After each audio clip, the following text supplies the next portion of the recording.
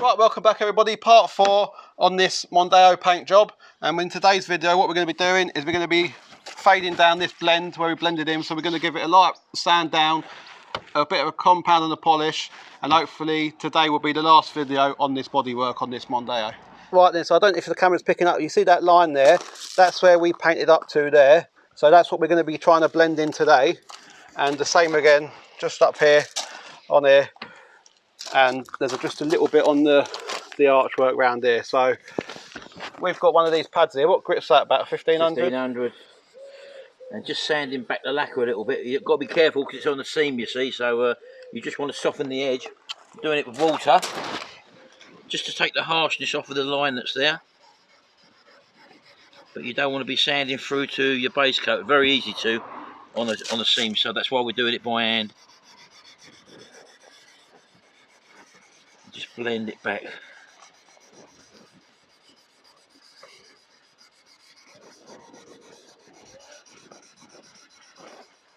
And that white milky stuff you can see coming off, that is the actual lacquer itself.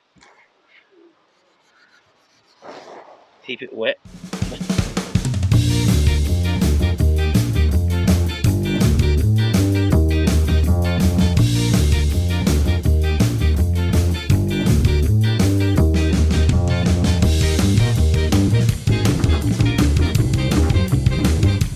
Soften out the edges.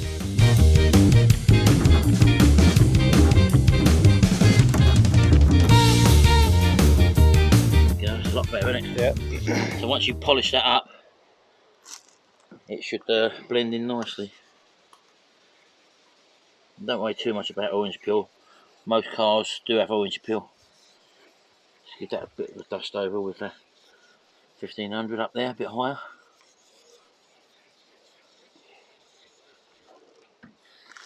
There we go. So that's probably enough polishing there. Cutting back rather. Where's this one? Yeah, a bit different there. Can you see that, folks? The difference in colour there. There we go, you can see it there. Look, so we're just going to try and blend that in a little bit, just so it's not as prominent. So you're just blending it in a bit, and when you polish it up, it should get back its shine, but without that sharp line there.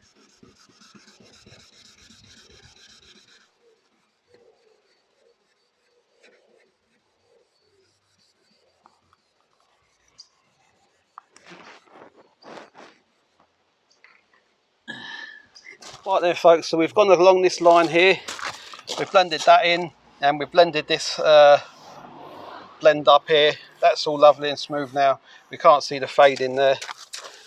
And as you can see, we're going to polish this line up now, and hopefully we should lose that, and that should hopefully all blend as one blend, and we shouldn't see no joins. So we're just going to get a bit of G3 cutting compound now, give that a cut back, and then we'll give it a polish, and hopefully that will be a done deal with this paint job. Right then, so we've got this little 3-inch handheld buffer here, so we're going to go ahead and put a bit of G3 on there. Yes, we are, aren't we? We are. Go steady, that's my product, that. Of course it is. Don't waste it. Right, that is Farkeller G3. Yep.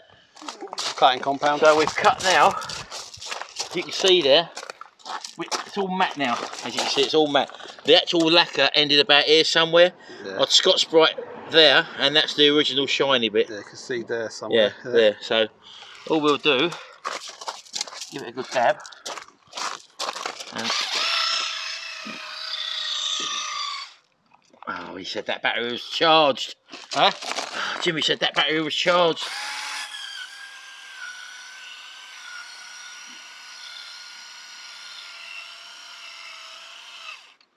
Flat battery. And this is the second battery. This was one that was on charge. He ain't plugged the charger in, has he? Let's get the battery drill out then. You can do it with a battery drill, folks. So we do a take 2, folks. This is a battery drill. This should last a bit longer because we know the battery's charged up. So yet again, on with the Farkeller G3. and we'll try again. This is on the fast speed it can be on, folks.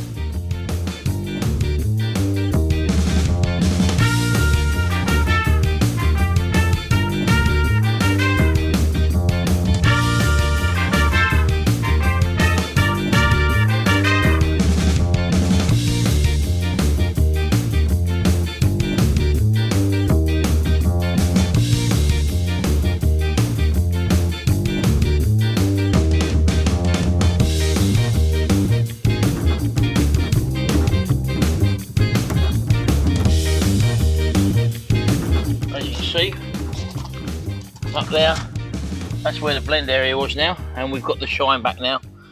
So we're just going to work our way further down this panel now, because we actually rub down this panel. As you can see all the little dots there, that's just orange peel. You haven't got to really get them all out, they'll all blend back in again, and that'll be the job done.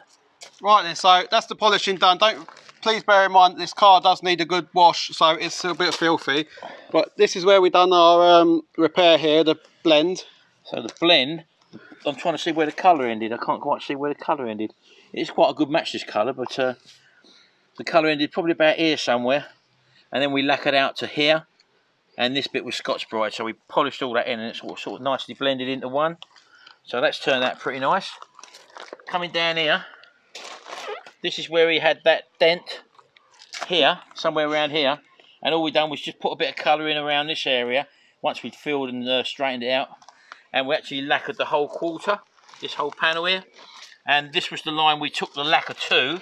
And the rear panel, as you can see, we have not had that needed to touch that. We lacquered the whole of this panel, and everything seems to be excellent there, so we don't even need to cut that out. This is where the marks were on that panel. As you can see, we had two big dents, one there and one there, and that's what your eye was drawn to, which they're now not. So happy days, good job. Right then everyone, we're back now. And as you can see, I've just given this a polish now using the G3 compound, and originally we did take the paint up to about here, just where this roof bracket starts, and we did scotch down to just the other side of the bracket, I think somewhere about there. So we've totally lost that blending now, as you can see from both ways. Not the best lighting under here, I had to put it under here because it was getting a bit warm in the sun trying to polish. So, but as you can see, that looks like a factory finish there. So really happy with that. It does. We have left a little bit of orange peel in there because you do get orange peel from the factory. So we're not too worried about that. And this blend line has come in really well. Really happy with that. And again, down here on the arch, it looks fantastic where we had all this lacquer peel. So we've done a nice job on that, and that blend there, we've lost that on that seam line there. So that's totally gone. That looks excellent. Really happy with this, how it's turned out. So we'll take a look at the back. So as you can see, we've lost them two dents there. There was one under the L and there was one under the far S over there, and they're totally gone now. As you can see, perfect. I'm not going to cut this back and polish it.